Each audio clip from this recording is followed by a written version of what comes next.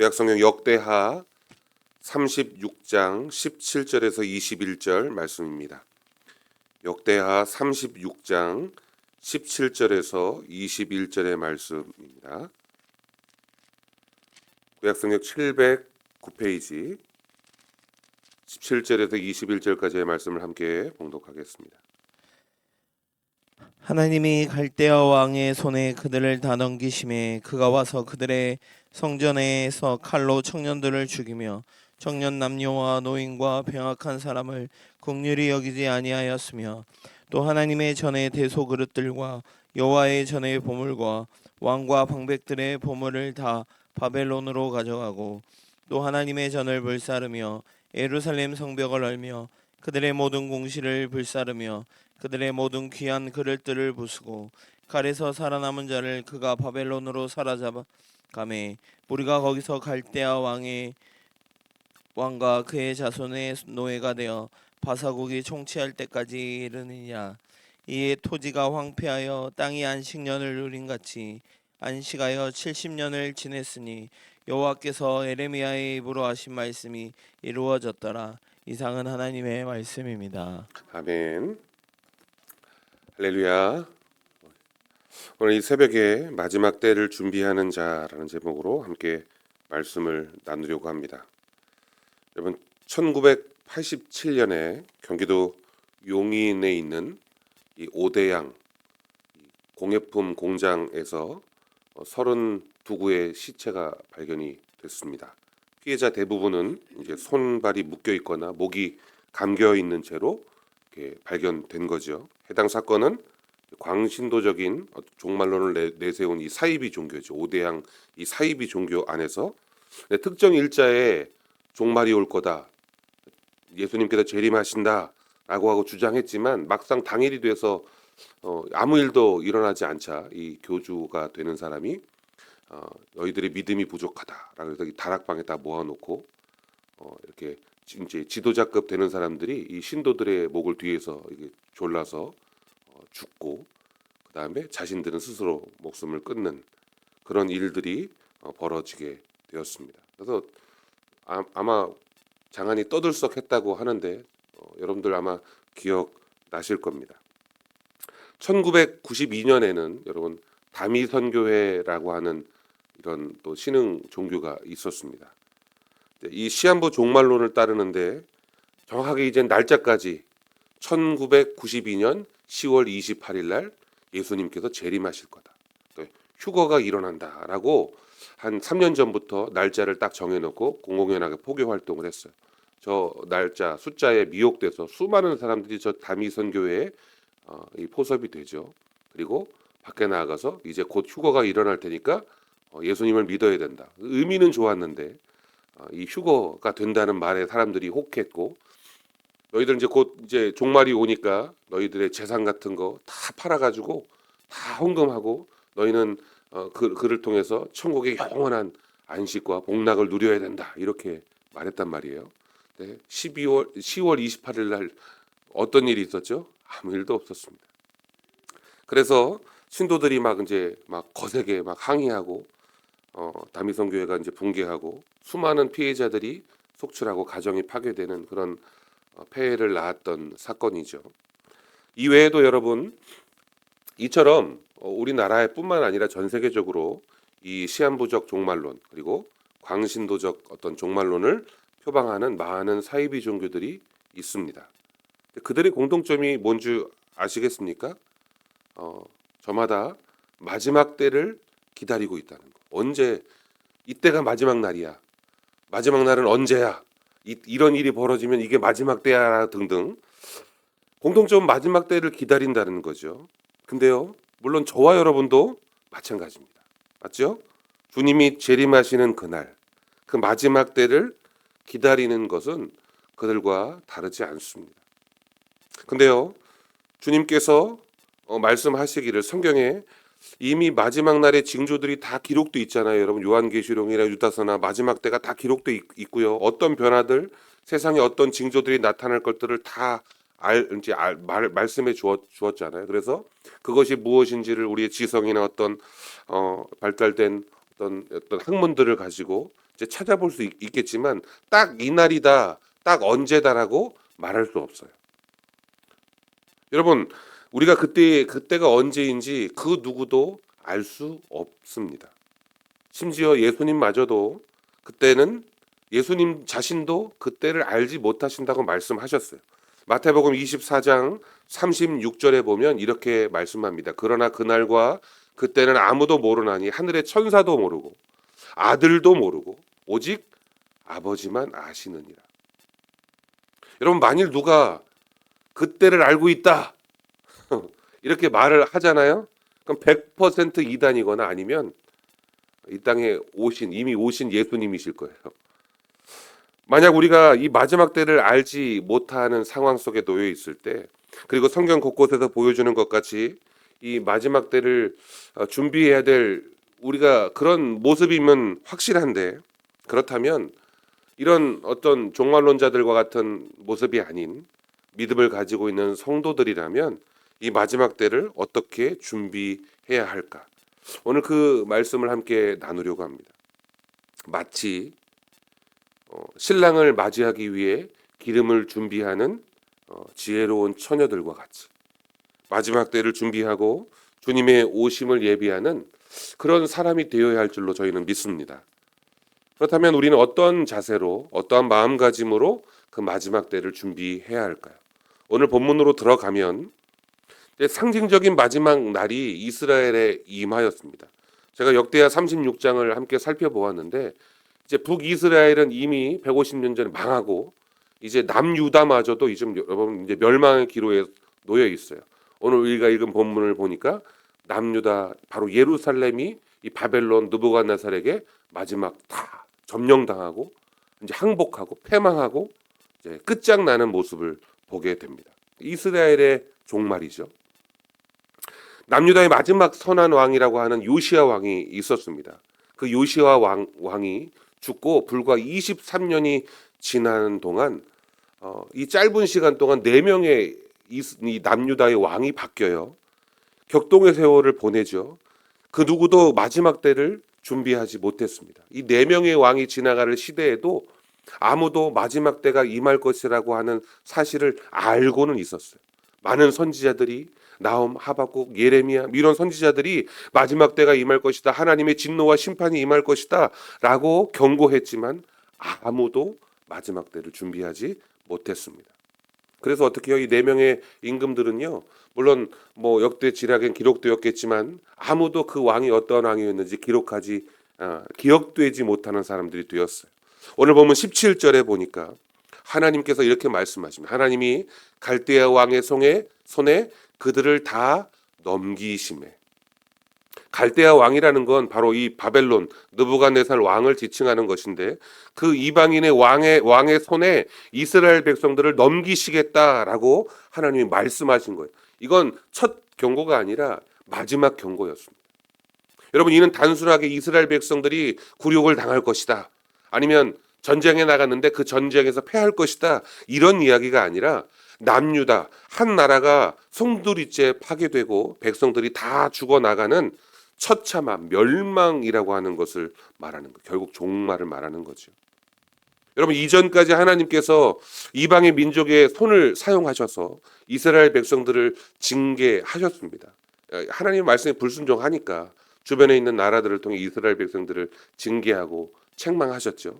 그때에는 약한 자들을 보호하셨고, 그리고 이스라엘이라는 나라가 다시 회복할 수 있도록 예전에는 사사를 통해서 아니면 하나님의 선지자들을 통해서 이렇게 회복할 수 있는 여지를 남겨두셨거든요. 하지만 이번 진노는 하나님의 엄중한 심판과 같아서 이스라엘의 그 누구도 샬롬, 평안하지 못했습니다. 말씀해 보니까 청년, 남녀, 노인, 심지어는 병약한 사람, 병들어 있는 사람조차 구분하지 않고 다 그 칼에 죽임을 당할 것이다 라고 말씀하시는 거예요. 사진을 보면 갈대아의 군인들이 닥치는 대로 유다의 백성들을 죽입니다. 여러분, 저 하얀 건물이 뭐예요? 하나님 앞에 제사 드리는 제단이잖아요. 이 바벨론의 군인들의 칼날에 피해 여기저기 도망치다가 갈 곳이 없어서 저 예루살렘 성전 꼭대기 저 제단까지 올라갔지만 다들 그 안에서 무참히 도륙당하는 모습을 봅니다. 그 칼날 아래서 살아남기라는 건 쉽지 않았어요. 하나님의 성전은 다 불탔고 성벽은 허물어졌습니다. 성전에 있던 왕의 보물, 성전의 보물과 왕의 보물과 방백들의 보물들은 다 약탈당하고, 그리고 심지어 칼날에 살아남았던 사람들조차 어떻게 해요? 모두가 바벨론으로 끌려가게 됩니다. 여러분, 이들의 삶이 도대체 어땠길래, 남유다가 어떻게 살았길래 하나님께서 그 마지막 남은 자신의 나라, 이 자신의 백성들을 이렇게 일말의 여지도 남기지 않으신 채 처절하게 멸망, 진멸하시게 되는 걸까요? 잠깐 도표를 보시면 여러분, 마지막 시대에 이 북이스라엘이 이미 멸망하고 나움, 하박국, 스바냐, 예레미야 선지자가 와서 이스라엘 백성들에게 경고합니다. 너희들 이렇게 살면, 북이스라엘 백성들처럼 우상 숭배하며 이렇게 살면 하나님의 진노가 임한다. 그런데 여러분 보시면 요시야 이후에 여호야하스, 여호야김, 여호야긴, 시드기야 이 네 명의 왕이 바뀔 때 성경이 그들에 대한 평가는 여호와 보시기에 악을 행하였다라고 말해요. 결국 남유다가 바벨론의 세 번째 침공에서 멸망을 당하게 됩니다. 하나님은 이미 히스기야 시대 이후에 하나님이 경고하셔요. 그리고 히스기야의 아들인 므낫세가 왕이 되는데, 므낫세가 이스라엘, 북이스라엘은 물론 악한 왕 하면 아합이지만 남유다의 악한 왕 하면 이 므낫세를 떠올리는, 히스기야의 이 선한 왕의 아들이 이렇게 악한 왕이었단 말이죠. 자그마치 55년 동안 나라를 다스렸어요. 오래도 살았는데 그 55년 동안 이스라엘이라는 나라의 어떤 성품 자체를 다 바꿔놓은 것 같아요. 그가 아버지의 모든 개혁을 다 뒤집어 엎고 성전에 우상을 세우고 심지어는 예루살렘 성전에서 사람을 제물로 드리는 인신공양을 했다는 거예요. 여호와 보시기에 악을 행하였죠. 하나님께서는 이때 남유다의 멸망을 결정하신 것 같습니다. 므낫세의 뒤를 이어 아몬이 왕을 이어받았지만 역시 그 아버지 므낫세의 악행을 그대로 답습합니다. 백성들에게 폭정을 일삼다가 결국 신하들이 반정을 일으켜서 암살을 당하게 되죠. 하나님의 종말이 선언되었음에도 불구하고 아무도 여러분 종말이 올 것이라는 것을 준비하지 않는다는 겁니다. 다행스럽게도 이 아몬의 아들 요시야가 어린 나이에 왕으로 세워진 이후에 약간의 변화가 일어나요. 잊혀졌던, 지금까지 거의 한 100년에 걸쳐 이 잊혀졌던 유월절이라고 하는 절기를 다시 이스라엘 백성들이 지키도록 합니다. 하나님의 구원이 이렇게 하나님의 백성들에게 임하였다라는 거죠. 그리고 성전을 깨끗하게, 허물어졌던 성전들을 수리하다가 발견한 그 두려운 마리를 발견하고 그것을 백성들과 함께 읽으면서 온 백성이 말씀 앞에 통회하고 회개하는 그런 놀라운 어떤 개혁을 이끌어냅니다. 누가요? 요시야가. 하나님께서는 이와 같이 요시야의 변화된 백성들의 모습을 보시고 말씀하십니다. 자, 이러면 하나님이 내가 너희들을 멸망시키려고 했는데 내가 그 모습을 보고 내가 멸망하지 않을게라고 하실 것 같지만 그러지 않았어요. 역대하 34장 28절에 보면 그러므로 내가 내게 내 조상들에게 돌아가서 평안히 묘실로 들어가게 하리니 내가 이곳과 그 주민에게 내리는 모든 재앙을 내가 눈으로 보지 못하리라 하셨느니라. 이에 사신들이 왕에게 복명하니라. 그러니까 재앙은, 멸망은 있을 건데 너와 너의 때에는 보지 않을 거야 라고 말씀하시는 거예요. 하나님께서 요시야는 평안히 그 묘실로 들어가게 될 거고 재앙을 겪지 않을 것이다 라고 말씀하셨어요. 재앙을 없애준다, 멸망하지 않을 게가 아니라 재앙을 보지 않게 하시겠다라는 의미이죠. 무엇을 알 수 있습니까? 여러분, 우리의 어떤 선행이나 어떠한 행실로도 하나님의 이 심판의 계획은 막을 수 없다라는 거예요. 단순히 우리가 신앙생활을 열심히 한다고, 선한 삶을 살아간다고 해서 우리 앞에 계획된 하나님의 심판이 사라지는 것은 아니라는 거, 여러분 충격을 받았습니다. 마지막 날을 준비하는 자로서 하나님의 심판이 없어지거나 멈추지 않는다는 것은 어떻게 보면 그럼 마지막을 준비한다는 게 그럼 가능한 거야? 마지막 때를 준비하는 게 의미 있는 거야? 이런 의문이 생길 수도 있을 겁니다. 그런데 중요한 것이 있어요.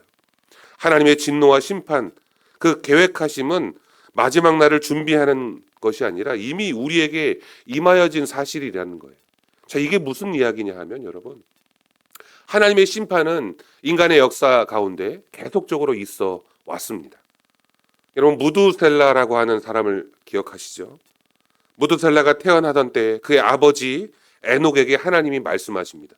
네가 아들을 낳을 건데 그 아들의 이름을 무두셀라라 해라. 그 이름은 뭐예요? 그가 죽으면 심판이 있으리라. 그러니까 이 아들이 죽고 나면 하나님의 심판이 온다는 거죠. 바로 이러한 심판을 기다리는 거. 아직 심판이 오진 않았어요. 무두셀라가 969세를 살았으니까 거의 1000년까지 심판이 안 온 거잖아요. 근데 그 아버지 에녹은 어떤 삶을 살았어요? 이제 이 아들이 죽으면 하나님의 심판이 온다라는 그런 두려운 마음도 있고 그런 하나님을 경외하고 잘 섬겨야겠다는 다짐이 있었겠죠. 그래서 성경이 말합니다. 에녹은 300년 동안 여호와와 동행하면서 하나님 보시기에 의를 행하였고 하나님이 그를 기뻐하셨다는 거예요. 여러분, 종말을 준비하는 마지막 때를 준비하는 모습은 이 에녹과 같아야 되는 거예요. 이미 종말은 하나님이 말씀하셨어요. 네 아들이 죽고 나면 심판이 올 것이다. 그러니까 종말을 준비하는 마음이라는 건 이미 내 삶에 있다는 것을 전제로 해서 하나님의 모든 행사 가운데 여호와를 경외하고 주의 뜻을 담고 그리고 늘 주의 말씀, 자신의 삶 속에서 종말을 바라볼 수 있는 신앙을 가져야 한다는 거죠. 그래도 무두셀라가 딱 969세에 딱 죽고 나서 969세에 딱 죽고 나니까 계산을 해보니까 노아가 그의 손자 노아가 딱 600세가 되던 딱 그 해죠. 그해 뭐가 일어났죠? 바로 홍수의 심판이 일어나게 되는 겁니다. 하나님께서는 이와 같이 하나님의 엄중한 심판을 우리에게 행하십니다. 그런데 하나님의 심판이 중요한 것이 아니라 바로 우리가 그 심판을 바라보고 어떻게 살아가느냐라고 하는 겁니다. 광야에서 이스라엘 백성들이 모세를 통하여 여호와를 원망한 것 한두 번이 아닙니다. 아시죠? 하나님 앞에 직접 대면하여 원망하지 않고 모세를 통해 아론을 통해 원망했다고 여러분 말씀 들으셨잖아요. 하나님께서 온 백성을 그냥 이놈의 자식들 광야에서 죽이려고까지 하셨습니다. 그리고 모세에게 말씀하세요. 야 모세야, 내가 이 백성들 다 이 광야에서 없애버리고 내가 모세 너를 통해서 다시 새로운 민족을 세우고자 하셨어요. 근데 모세는 그렇게 바로 그 순간 모세는 자신의 목숨을 걸고 백성의 생명을 구원해달라고 하나님 앞에 간청합니다. 출애굽기 32장 32절에 보면 모세가 이렇게 말해요. 그러나 이제 그들의 죄를 사하시옵소서. 그렇지 아니하시오면 원하건대 주께서 기록하신 책에서 내 이름을 어떻게 해요? 지워버려 주. 모세가 자신의 생명을 걸어서 하나님 이 백성을 용서해 주지 않으실 거면 그 생명책에서 내 이름도 좀 지워 주십시오라고 강청하는 이 모세의 모습을 봅니다. 자신의 목숨을 걸어 그 백성을 구원한 것처럼 여러분 이 땅의 구원자로 오신 예수 그리스도께서 자신의 목숨을 십자가에 내어 걸으시고 우리를 구원하셨다는 그 사실은 이미 우리가 알고 있는 하나님의 은혜입니다. 바로 생명을 걸지 않고는 구원함이 없다는 것. 그러니 여러분 심판은 우리에게 이 마지막 날에 우리에게 그닥 크게 염두에 두어야 할 사안이 아니라는 거예요. 여러분 이 마지막 때를 두려워할 필요가 없습니다. 왜요? 하나님은 이미 예수 그리스도로 말미암아 우리를 구원하시기로 작정하셨기 때문에 심판은 전 단계고요. 이미 우리는 그리스도로 말미암아 구원함을 얻은 하나님의 백성됨을 믿으시기를 바랍니다.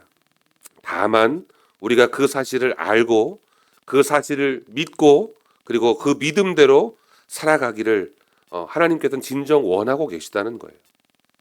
남유다의 마지막 선한 왕 요시야조차 여러분 이 마지막을 준비하지는 못했습니다. 지금 백성들 보고 착하게 살아라, 선하게 살아라, 하나님 말씀대로 살아라, 회개해야 된다라고 말하지만 결국 그 백성들도 이 마지막을 준비하지 못했다는 거죠. 하나님께서는 남유다의 멸망을 이미 계획하시기는 하셨으나 그때가 언제인지 어떻게 임하게 될지 아직 확실하지 않은 그때에 여러분 하나님께서는 이스라엘 백성들에게 임하는 약속하신 그 심판을 조금은 멈추시려고 하셨던 것 같아요. 조금은 더디. 왜요? 약속하셨으니까. 요시야, 네가 살아있는 동안에는 이 심판을 보지 않을 거야. 근데 요시야는 그거를 기다리지 못했습니다. 그러니까 이 애굽이 바벨론이 막 강성하게 내려오니까 애굽이 군대를 이끌고 이제 쳐들어 올라옵니다. 군대를 이끌고 이스라엘을 쳐들어 올라와요. 사실 이스라엘을 쳐들어 온 게 아니라 이 갈그미스라는 곳에서 이 바벨론과 전투를 벌이려고 계획한 거죠. 그래서 사신을 보내서 요시야에게 말합니다. 내가 너희를 치러 올라오는 게 아니야. 나는 저 갈그미스라고 하는 동네에 가서 이 바벨론과 내가 전쟁을 벌일 거야. 라고 하는 거죠. 근데 요시야는 그 말을 믿지 않았습니다. 이거 혹시 우리를 치러 오는 거 아니야? 군대를 이끌고 요시야가 이 애굽의 바로 느고와 대적하여 전쟁을 벌이죠. 35장 21절에 보면 이렇게 말합니다. 노란색만 읽어볼게요. 이게 바로 느고가 한 말입니다. 하나님이 나에게 명령하사 속히 하라 하셨은즉 하나님이 나와 함께 계시니 그대는 하나님을 거스르지 말라 그대를 멸하실까 하노라. 이게 누구의 말이라고요? 애굽의 왕 바로의 말이에요. 바로의 말. 하나님의 상황 속에서 애굽을 통해 바벨론의 침략을 어떻게 조금이나마 늦추고 곧 임박한 남유다의 멸망을 조금이나마 더디하시려고 하나님은 일하시고 계시다는 겁니다. 하지만 이 요시야는 막판에 하나님의 그 일하심의 모습을 간파하지 못했습니다. 성전에 올라가서 하나님 앞에 기도를 하든지 아니면 선지자들에게 하나님의 뜻을 물었다면 어땠을까요? 요시야는 그렇게 하지 못하고 군대를 이끌고 나갑니다. 자신은 위험하니까 변복을 하고 일반 병사의 복장을 하고 군인들 사이에 숨어서 전투를 벌여요. 그러다가 화살에 맞고 결국 전장터에 빠져나왔지만 죽음을 맞이하게 됩니다. 결국 요시야는 예루살렘이 멸망하는 건 보지 않았지만 전쟁터에서 숨을 거두게 되는 거죠. 하나님의 말씀을 새롭게 세우고 성전을 수리하고 백성들로 하여금 여호와의 말씀 앞에 엎드려 회개하도록 촉구했던 그 왕조차 온전한 하나님의 뜻을 이해하지 못한 거죠. 마지막 때에 어떻게 우리가 살아야 될지를 제대로 이해하지 못했기 때문입니다. 그 뒤를 이은 그의 아들조차 여호아하스는 3개월 만에 이 애굽의 바로 느고가 쫓아내 버립니다. 그리고 그의 동생인 엘리야김, 여호야김이라는 왕을 또 세우지요. 그가 11년 동안 왕으로 있었지만 성경은 말합니다. 여호와 보시기에 악을 행하였다. 마지막 때를 준비하지 못하죠. 이번에는 반대로 바벨론 느부갓네살왕이 첫 번째 침공을 해서 이 엘리야김을 왕에서 끌어내리고 그의 아들 여호야긴을 왕으로 세웁니다. 근데 왕에서 오래 있지 못해요. 딱 3달 동안만 있습니다. 그리고 다시 바벨론 느부갓네살왕이 올라와서 그를 잡아가고 요시야의 동생 시드기야를 왕으로 세웁니다.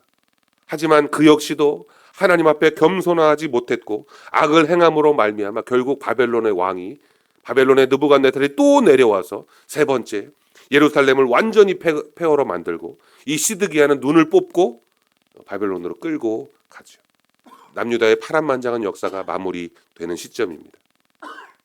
여러분 놀라운 건 마땅히 여호와를 따르고 그를 의지해야 할 이스라엘 왕과 백성들이 여호와 보시기에 이 마지막 때가 임박했는데 여호와 보시기에 악을 행하였다라고 하는 거예요. 근데 여러분 놀라운 건 반대로 오히려 이방인이고 하나님의 나라를 공격하는 적국의 임금들의 입에서 여호와의 영광이 드러난다는 겁니다. 예루살렘으로 올라오고 있던 예구방 바로 느고의 말이 뭐라 그랬죠? 하나님이 나와 함께 하시다. 하나님의 말씀이 나와 함께 계시니까 너는 이 말씀을 거역하면 안 돼. 누가 한 말이라고요? 애굽의 바로가 한 말이죠. 예루살렘을 파괴했던 바벨론 왕 느부갓네살 역시 이렇게 말합니다. 이스라엘 백성들의 목이 곧고 완악하여서 여호와께 돌아오지 아니하였기 때문에 내가 이스라엘을 파괴한다. 느부갓네살 왕의 말이에요. 여러분 믿는 이들을 부끄럽게 만드시는 거죠. 사랑하는 성도 여러분, 고난이나 심판을 기다리거나 혹 현재의 그런 어려운 힘든 상황이라면 우리는 어떤 마음가짐으로 살아가야 할까요? 어떤 삶의 태도로 살아가야 할까요? 심판을 멈추거나 막을 수 있는 것이 아니라 오히려 심판은 지금 이 순간 견디고 인내하는 겁니다. 그리고 생명을 걸어야만 이 심판에서 자유로울 수 있습니다. 저와 여러분은 이미 예수 그리스도로 말미암아 그 자유함을 얻은 존재라는 사실을 믿고 확신하시기를 바랍니다. 따라서 우리는 여호와 보시기에 악을 행하는 그런 자들의 뒷모습을 쫓는 것이 아니라 하나님께서 이와 같은 환난을 예비하시는 궁극적인 목적이 뭘까요? 곧 하나님의 형상을 회복한 자로, 하나님의 거룩한 백성으로 마땅히 살아가야 할 그 삶의 모습을 살라라고 하시는 거예요. 성도라면 주일 주님 앞에 예배하는 것, 주님 앞에 기도하는 것, 어떻게 보면 당연한 일이죠. 당연한 일을 당연하게 하는 삶을 사는 것. 그게 바로 하나님이 우리 성도들에게 원하시는 삶의 모습인 줄 주님의 이름으로 축원합니다. 여러분 21절에 마지막 21절을 한번 우리가 읽어볼까요? 마지막 21절입니다. 시작. 이에 토지가 황폐하여 땅이 안식년을 누린 같이 안식하여 70년을 지냈으니 여호와께서 예레미야의 입으로 하신 말씀이 이루어졌더라. 자, 하나님께서 예레미야 선지자를 통해서 이미 하셨던 말씀입니다. 바벨론의 침략으로 멸망당했어요. 예루살렘은 완전히 황폐해졌습니다. 돌 위에 돌 하나도 남김없이 그냥 성전이 다 무너졌단 말이죠. 근데 이것은 하나님의 실패가 아니고 또한 반대로 하나님의 파멸도 아니었습니다. 오히려 이것은 뭐라고 말씀합니까? 땅이 안식을 누림같이. 여러분, 여기서 말씀하시는 이 안식이라는 건 곧 샬롬의 은혜입니다. 여러분, 이게 무엇을 말합니까? 때가 차면 정말로 신령과 진정으로 예배할 수 있는 모든 성도들이 감사와 찬양으로 하나님 앞에 나아갈 수 있는 삶을 회복하는 거예요. 당시에는 성전에서만, 예루살렘에서만이었지만 예수 그리스도께서 이 땅에 오심으로 말미암아 그 예수 그리스도를 믿는 모든 성도들의 마음속에서, 그리고 어디든 언제든 하나님 앞에 감사와 찬양으로 나아갈 수 있게 됐다는 거죠. 바로 저와 여러분들이 오늘 이곳에서 예배하는 것도 마찬가지 그런 은혜인 줄 믿으시기 바랍니다. 바로 하나님은 바로 이러한 심판을 넘어서 하나님의 구원이 우리에게 이미 있다는 사실을 우리에게 깨닫게 하는 그런 말씀인 줄 믿으시기 바랍니다. 우리 함께 기도하겠습니다.